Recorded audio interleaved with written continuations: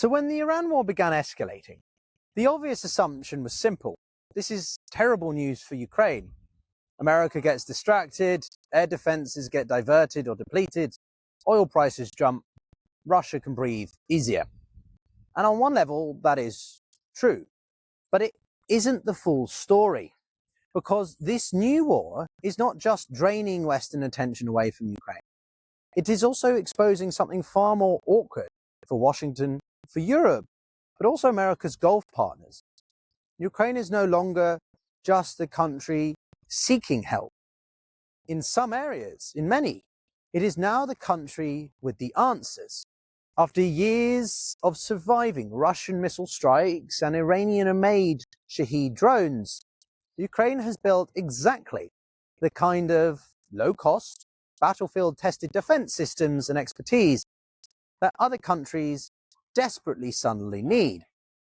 So while the Iran war is clearly creating new risks for Kiev, it is also changing Ukraine's diplomatic value, its military relevance, and the potential even for leverage. And of course that matters, because the balance of power over Ukraine is no longer only being shaped by what happened in Donetsk or Moscow or Washington. It is now being shaped by events in the Middle East, in Tehran, in the Gulf, and in the global race to stop cheap drones with cheaper defenses. So in this video, I wanted to break down how the Iran war is reshaping the war over Ukraine, why this is both a danger, but more importantly, an opportunity for Zelensky, and whether this crisis ends up helping Russia more than anyone expected, or accidentally giving Ukraine some very unexpected cards back. This is the Global Gambit. How's it going, everyone? Welcome back to the channel where we break down the strategy behind geopolitics, economics, power, and not just what's in the headlines. Now, before getting into this, here's a question I want you to think about throughout, and let me know in the comments below your thoughts. Does this crisis actually improve Russia's position to Ukraine? Or is it creating the conditions for Ukraine to come out of this with more leverage than it had before? You see, because by the end of this video, we're going to be linking some seemingly independent threads together: oil markets, drone warfare, air defense shortages, and the Iran-Russia relationship. Because once you see how they fit together, the balance of power over the war in Ukraine starts to look incredibly different. Now, one of the most memorable moments of the Trump era dealings with Ukraine in 25 was the infamous Oval Office confrontation, when Donald Trump told Zelensky, quote, "You don't have the cards right now." Indeed, it was a brutal, a theatrical spectacle. And at the time, it reflected a wider reality, that Ukraine was under pressure on the battlefield, dependent on Western supplies and trying to keep the United States on side. But it looked suspiciously like there was more growing pressure on Ukraine, on Zelensky specifically, over Putin, with Trump's favoritism. But fast forward, and of course, the strategic picture has become much murkier in the past 2 weeks alone. The Iran war has scrambled priorities and people's senses of what they thought they knew or could assume. Simply put, it has suddenly reminded everyone that Ukraine has been living in the future of warfare for years, really. And that future is a concoction of what we see in the Middle East: cheap drones, mass saturation attacks, electronic warfare, layered defenses, and brutal cost imbalances. In other words, the very capabilities Ukraine developed out of desperation are suddenly relevant far beyond Ukraine, and reflect just how much modern warfare is defined by drones specifically. So that changes the entire conversation. Now, before getting into the positive sides of this, let's start with the considerations of the risks, because there are a few. The most immediate way that the Iran war hurts Ukraine is air defense. You see, Ukraine's Patriot systems are not some luxury add-on. They are integral, the central pillar in many ways, to its ability to shoot down Russia's most dangerous ballistic threats. When Russia launches Iskanders or Kinzhals, Patriots are among the few systems that can actually deal with them. And Russia has been increasing the scale and intensity of these combined attacks, mixing ballistic missiles, cruise missiles, and massive waves of drones. That was already a strain before the Middle East exploded again. So add in the Iranian conflict and the broader regional instability, especially in the Gulf states, and suddenly the same finite pool of high-end Western air defense systems is under even greater pressure. Saudi Arabia, the United Arab Emirates, Qatar, and others all use Patriots as well. Israel burns through its interceptors daily now. America has global commitments, but of course limited stockpiles. Europe has only so many batteries it can spare, i.e. every Patriot battery tied down defending Gulf infrastructure is one that cannot be deployed to protect Ukrainian civilians. And every interceptor fired over the Gulf is one fewer available for the next Russian ballistic barrage to Ukraine. This is the most obvious and most dangerous spillover effect. The Iran war intensifies the air defense squeeze on Ukraine at exactly the wrong moment. Russia can keep escalating its missile campaign while Kiev faces a tighter and tighter contest over scarce interceptors. That is the first shift in the balance of power.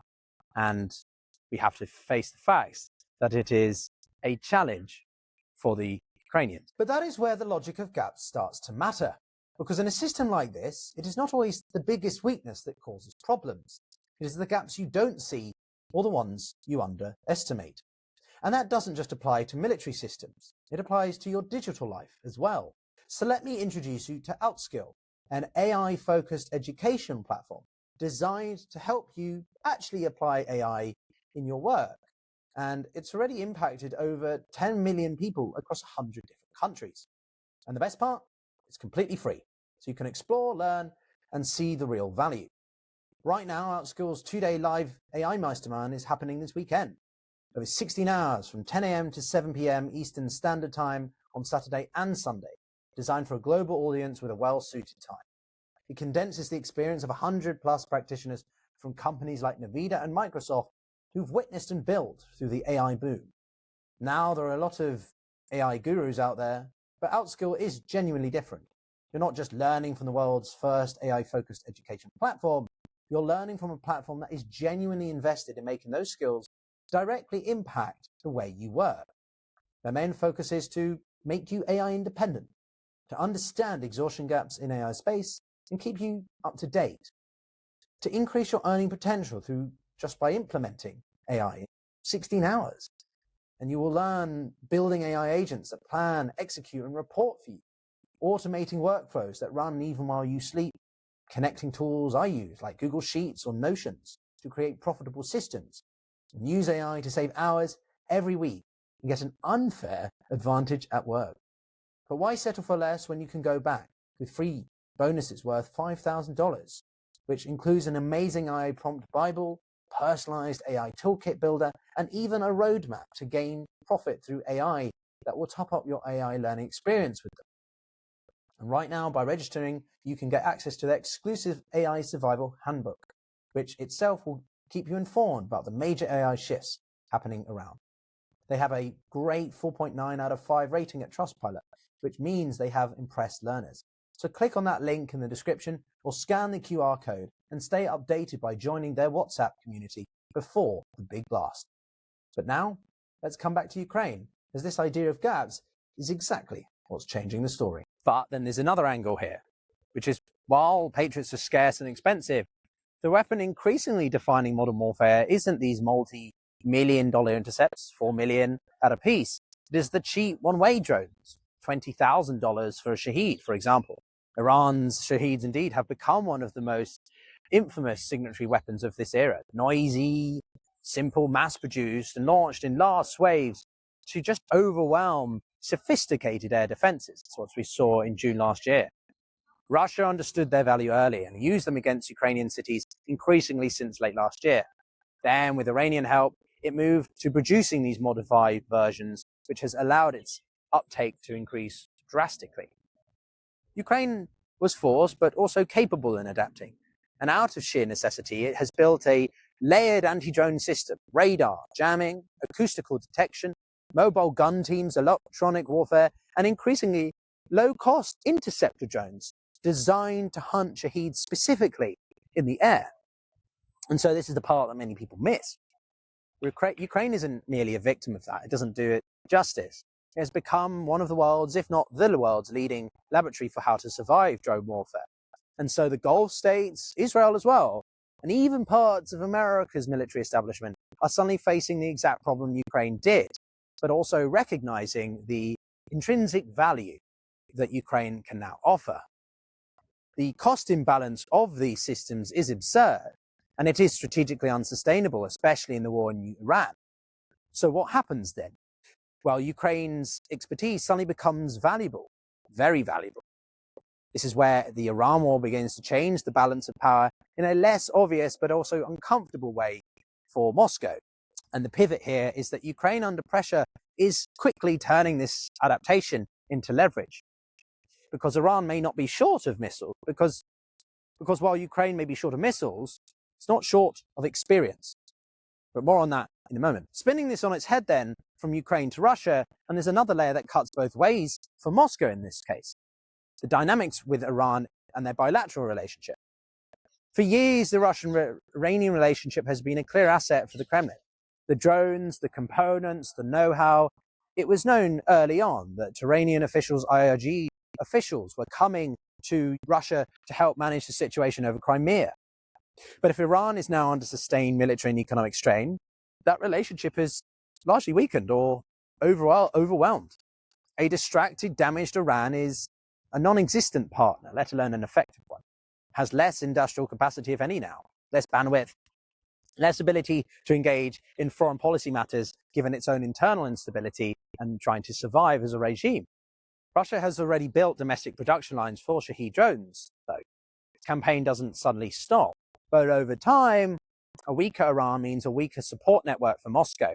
And in a war of attrition, those networks matter decisively. And that's without factoring in oil.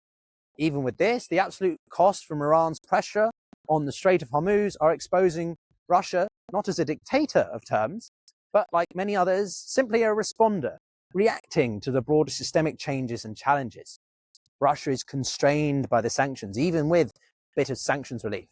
Transport bottlenecks and its dependence on a narrow pool of buyers, particularly China. It does not capture the full upside of global price spikes the way a normal exporter would. Simply short-term financial gain, but also longer-term geopolitical erosion. And this is why this story isn't straightforward. And so whilst capability applies to Russia, it also does for Ukraine. Zelensky has understood quickly their relative capability and how it can be leveraged. Rather than simply complain about being neglected, he has tried to turn Ukraine into a security provider. That is strategic, it is smart. Instead of saying, please do not forget about us, he says, you need us, we can be of benefit to you. Ukraine has been offering expertise, technologies, interceptor drones, and practical know-how to countries now dealing with Iran's region-wide responses. Ukraine specialists have been sent to advise partners, especially in the Gulf states, and several countries have shown great interest in acquiring or reverse understanding Ukraine's systems.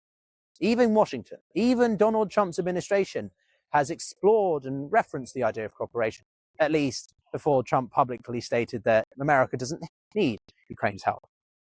Of course, he will say that. He is Donald Trump. He's hardly going to go on television and say, well, actually, a country I've spent months belittling has battlefield lessons we urgently need. But that's not shared amongst many of his administration, and the underlying strategic point still stands. Ukraine has something others want now. And that matters diplomatically because it changes how Kiev can frame itself to allies. Not as a burden or a freeloader, not as a forever client, but as a country whose warfighting experience makes it a net contributor to Western and allied security. Burden sharing, bargaining power, all crucial in international relations and geopolitics. There's a far stronger argument for continued support, therefore. You give me something, I give you something. It is psychologically important too, because for years, much of the debate around Ukraine has been framed about exhaustion. How much can the West keep giving? How long can this continue? Is Ukraine simply dependent and a money pit, sunk costs? While the Iran war abruptly interrupts that narrative. It reminds everyone that Ukraine is also producing military innovation, doctrine, and defensive technologies that richer countries have not just failed to develop, but are behind on. That gives Zelensky a better hand than he ever had before. Not necessarily a winning hand. We can't forget the shortcomings or considerations I mentioned before, but certainly a much better one. Now, finally, this all feeds directly into diplomacy, because what Zelensky is doing here is not separate from the diplomatic picture. It is his diplomatic strategy. Ukraine is using its battlefield experience to reshape how allies see it, at exactly the moment when attention is drifting. Now, the Iran war is a risky element here, with America bandwidth narrowing, attention refocusing, and the Ukraine war becoming a secondary urgency. But that's where the story becomes more interesting, because if Ukraine was still seen purely as dependent, then that distraction would be far more dangerous. But it's not. Kiev is reframing itself as useful, as a contributor to collective security, not just a consumer. So even if attention shifts away, Ukraine is trying to anchor itself in the center, in the system, in a different way. Simultaneously, the distraction may reduce immediate pressure on Ukraine to rush into an unfavorable deal. And so that effect cuts both ways. Less attention, but potentially actually more room to maneuver. And crucially, more opportunity for Ukraine to convert its military adaptation into diplomatic leverage. That's the connection people miss, because battlefield innovation is not just helping Ukraine survive, it is helping Ukraine reposition itself politically at exactly the moment the global system is being upended even more. So where's this leave us? Has the Iran war strengthened Russia's hand over Ukraine? Yes, in a few ways. It does intensify competition for patriots, divert Western tension, risk Russia's energy revenues being boosted, and belief that Moscow can last this out. But it's created many longer-term, potentially, if leveraged correctly, opportunities for Ukraine. Ukraine's unique expertise in anti-drone warfare, Zelensky reframing Ukraine as a useful partner rather than a dependent. It means we weaken the overall axis against the West. So the balance of power is changing rapidly and never in one clear direction. The Iran war is simply not a gift to Moscow, nor is it hiding some blessing. It's a strategic shot that affects everybody in different ways, and the balance of power related to it. It's more about how the country that can adapt the fastest over that disruption. And right now, Zelensky is attempting to understand that strategic value, to undo the strategic vulnerabilities and ensure he has a rightful place in Western security architecture. If Ukraine can persuade allies to support Kiev not as a charity, but as a key partner, and that is a crucial distinction in the direction of the longer-term outcomes of the war in Ukraine. On the face of it, Russia would be seen as the net beneficiary of this, but it's always only part of the story, because what this crisis is really doing is reshaping where leverage sits in the war. And the first time in a while, Ukraine isn't even really losing leverage. It's starting to build it, and much more on its own terms. It's turning hard-earned battlefield experience into strategic value, positioning itself not as a recipient to the United States, but as an equal player on an equal footing that can give Trump, if he's willing to admit it, some support. Russia's position is more constrained than it looks. It gains from energy only partial. Its reliance on Iran much less, and its broader strategy to be seen as a great power much less defined. So it's not a simple story of Russia winning and Ukraine losing. It's a story of short-term pressure versus long-term positioning. If Ukraine continues to play this well, if it keeps adapting, keeps innovating, and keeps reframing its role, then this crisis may end up strengthening Kiev's hand much more than Putin's. Not overnight, but certainly decisively. And in a war like this, where momentum is always as much about perception as it is about physical, and also in different phases, that's crucial. It's about who is becoming more relevant to this system as a whole around them. Right now, that relevance is shifting. But that's it from me, everyone. If you enjoyed this, then do consider giving the video a like. It helps so much. And if you want to see more, then do be sure to subscribe. Over 70% of you aren't, and some of you tell me that you didn't even know you weren't. So just double check.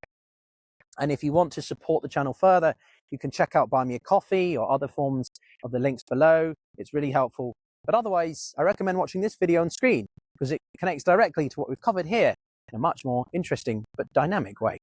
Take care.